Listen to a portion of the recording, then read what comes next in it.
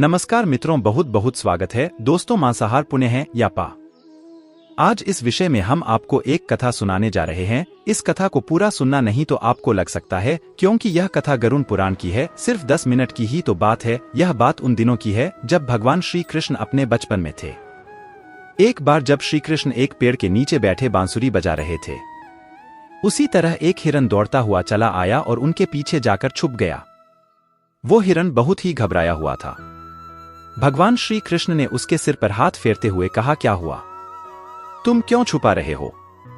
उसका पीछा करते हुए एक शिकारी भी वहां आ पहुंचा और बोला, यह मेरा शिकार है, इसे मुझे दे दो, इस पर मेरा अधिकार है।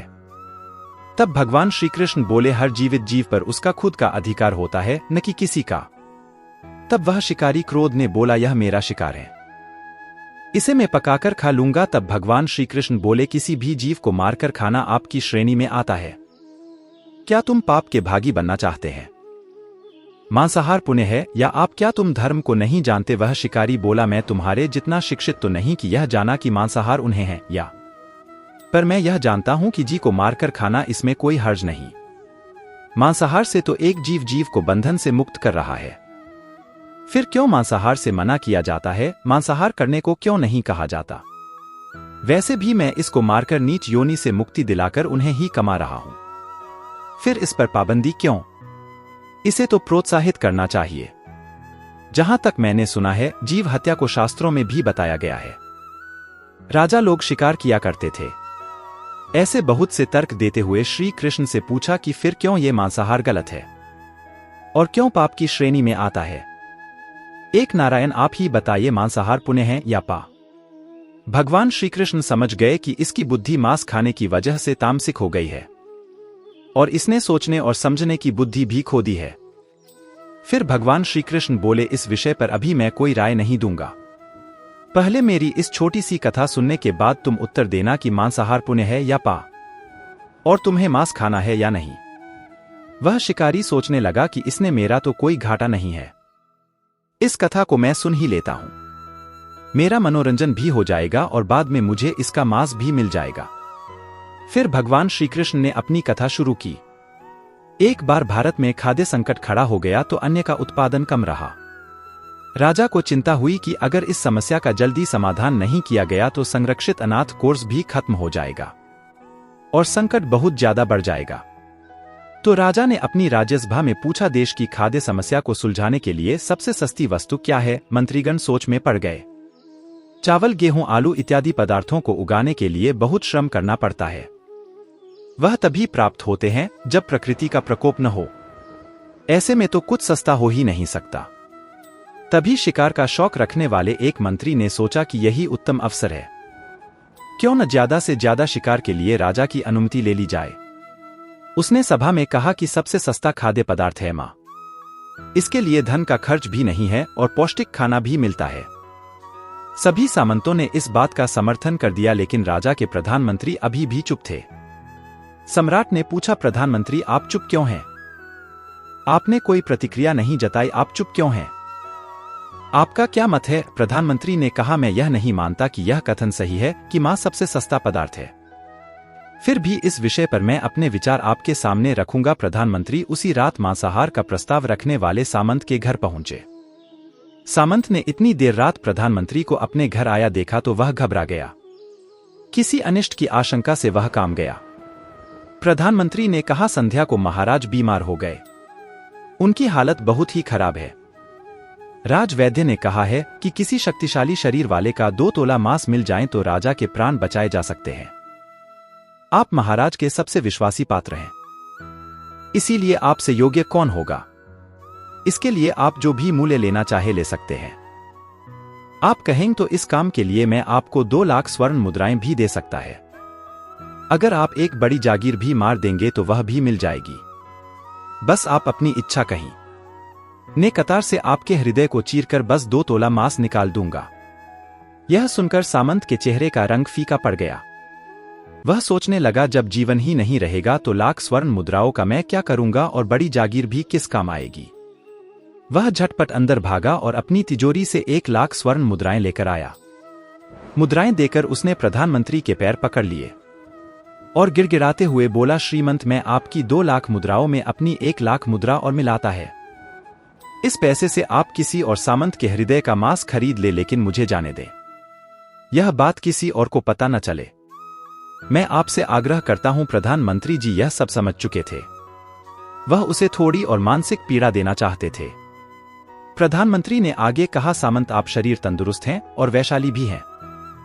आपकी कदकाठी महाराज से मिलती जुलती है, इसीलिए राजवैद्य ने खास तौर पर आप ही का नाम लिया है। आपके दान से हमारे अच्छे राजा की जिंदगी बच सकती है। आप कहेंगे तो मैं आपको प्रधानमंत्री का पद देने को तैयार हूं और खुद आपका कर्मचारी बनकर रहूंगा। और प्रजा से हमारे राजा न छीने। सामंत तो फंसता हुआ दिख रहा था। उसने शरीर पर अंग वस्त्र रखकर अपने जूते भी पहन लिए। जैसे ही वह वहां से भागने वाला था, वह तुरंत प्रधानमंत्री के पैरों में लेट गया। उसने याचना की कि प्रधानमंत्री ने इसके योग्य नहीं है। जब प्राण ही नहीं रहेंगे तो प्रधानमंत्री पद का या राजा का सिंहासन भी मिल जाए तो मैं उसका क्या करूंगा? आप चाहें तो मेरा सब कुछ ले ले, पर मेरे प्राण न ले। मैं अपना यह भवन और सारा धन को सौंपता हूं। रातों रात जैसे निकल जाऊंगा। इतना कहकर वह अपने घोड़े की ओर भागा और जैसे ही अपना घोड़ा तैयार करने लगा, आवाज आई, अभी तुम अपने पीछे रह गए परिवार को भी छोड़े जा रहे हो। सामंत बोला, मेरे प्राणों से प्रिय कुछ भी नहीं है। जब जीवन ही न रहेगा तो कुटुंब का क्या करूंगा? जीवन रहा तो ऐसे ही सुखी रह लूंगा। इतना कहकर घोड़े पर छलांग लगाकर बैठ गया। वह अभी चलने को ही था कि प्रधानमंत्री ने घोड़े की साख पकड़ ली। वह सामंत से बोला, भागने की जरूरत नहीं है, आप आराम से घर पर ही रहो, न किसी और का प्रयास करता हूं। यह कहकर प्रधानमंत्री वहां से चले गए। प्रधानमंत्री के वहां से जाने पर सामंत के अंदर कुछ जान तो आई, परंतु बेचैनी बनी रही। उसकी नींद खराब हो चुकी थी।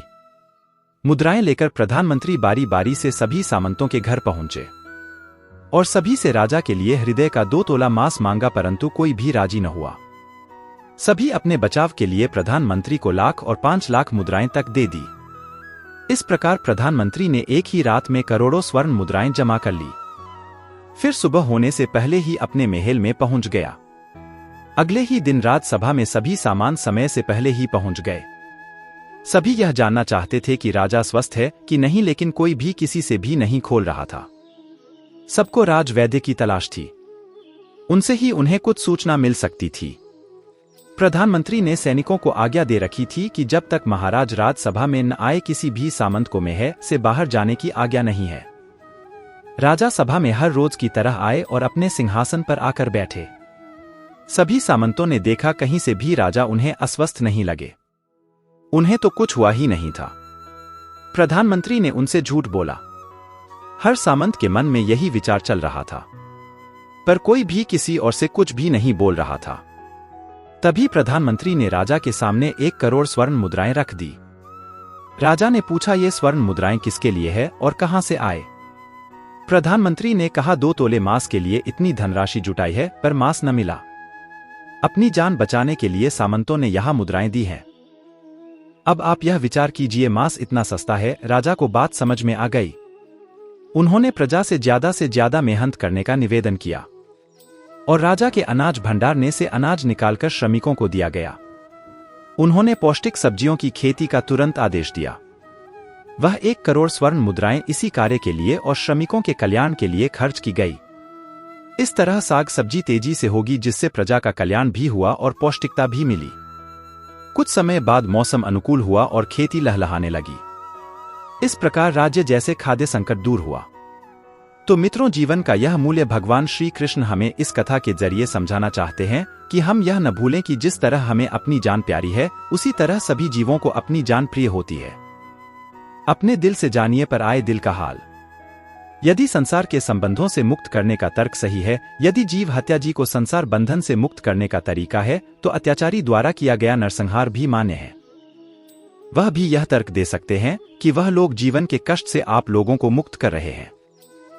अगर उसके लिए वह जीवन बोध होता तो कभी भी अपनी जान बचाने के लिए संघर्ष नहीं करता, आपसे भागता नहीं। जो आपके सामने असहाय हो जाता है, उसे प्राण गंवाने पड़ते हैं। जिन जीवों को मारकर खा रहे हैं, उन्हें तो प्राण बचाने का अवसर भी नहीं मिलता। बर्बरता सिर्फ वही नहीं है जहां सिर्फ मानव का रक्त बहता है। बर्बरता उसे भी कही जाती है जहां स्वार्थ के लिए किसी जी की हत्या कर दी जाए। हम अंत समय में जिंदगी भर के पापों के लिए जिंदगी भर से कम करने की कोशिश करते हैं, परंतु हम यह भूल जाते हैं कि जब वह जी हमारे लिए काटा गया और हमारे लिए तड़पा, उसका श्राप हमें इस जीवन में ही नहीं बल्कि अगले जीवन तक नहीं छोड़ता। परमात्मा से यह ज्ञान पाकर शिकारी परिपूर्ण हो गया और उसे ज्ञान की प्राप्ति हो गई, और वह जान गया कि महानता जीवन लेने में नहीं बल्कि जीवन देने में है। शिकारी भगवान के आगे हाथ जोड़कर वहां से चला गया और उसने कसम खा ली कि वह अपने संपूर्ण जीवन में किसी को भी कभी चोट नहीं पहुंचाएगा।